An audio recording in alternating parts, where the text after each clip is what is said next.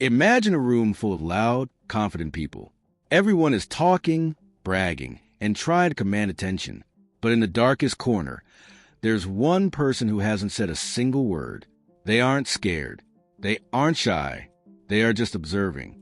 And while everyone else is playing a game of words, this person is quietly planning their next move. In the real world, the loudest person is often the weakest, and the quietest person, they are, without a doubt, the most dangerous. The story. Let's go back to 1998, Wall Street, New York. A high-stakes corporate takeover was happening. In the grand conference room of a billion-dollar firm, two sides were battling. On one side was Richard, a loud, aggressive, charismatic hotshot. He paced around the room, slamming his hands on the glass table, throwing out massive numbers, and intimidating everyone. He wanted the world to know he was the alpha. On the opposite side sat an older, unassuming man named Arthur. Arthur wore a simple gray suit. He didn't interrupt Richard once.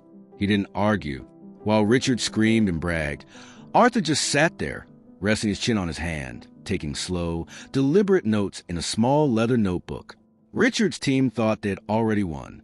They laughed, thinking Arthur was terrified, but they made a fatal mistake. They confused his silence for weakness.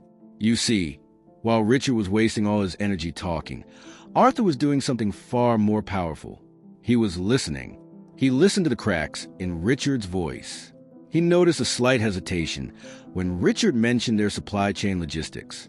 He watched how Richard's assistant nervously shifted in her chair every time a specific financial quarter was brought up. Silence is the ultimate shield. When you talk, you are giving away information. You are revealing your strategy, your ego, your insecurities, and your flaws. But when you are silent, you become a mirror. You force the other person to fill the void. Humans hate awkward silence. When things get quiet, they start babbling, and that's exactly when they expose their weakest points. After 3 hours of nonstop talking, Richard finally threw his hands up and said, "All right, Arthur, we've laid out our terms. Are you just going to sit there, or do you actually have a counteroffer?" The room went dead silent. Arthur slowly closed his notebook. He didn't rush. He let the silence hang in the air for 5 uncomfortable seconds. Every eye in the room was fixed on him. When Arthur finally spoke, his voice wasn't loud. It was a calm, steady whisper, but it carried the weight of a sledgehammer. He looked directly into Richard's eyes and said, "Your supply chain in Asia is collapsing. Your third quarter revenue is inflated by 12%, and your board of directors is already looking to replace you next month. We aren't buying your company.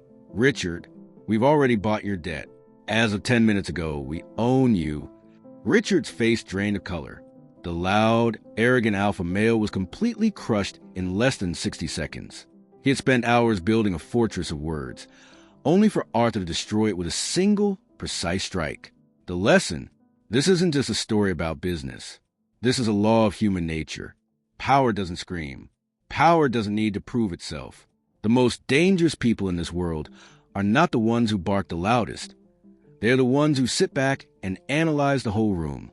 They know exactly who you are, what you want, and what you fear, all while you know absolutely nothing about them. When you are the quietest person in the room, you control the chessboard. You see the traps before they are set. You see the lies before they are told. So, the next time you feel the urge to speak over someone, to brag, or to prove your worth to a room full of noise, stop. Take a deep breath. Sit back. Fold your hands and just listen. Let them talk. Let them show their cards. Because true power belongs to the ones who master the art of silence. Never mistake a calm sea for lack of storm. The quietest person isn't avoiding the fight. They are just deciding exactly where to drop the bomb.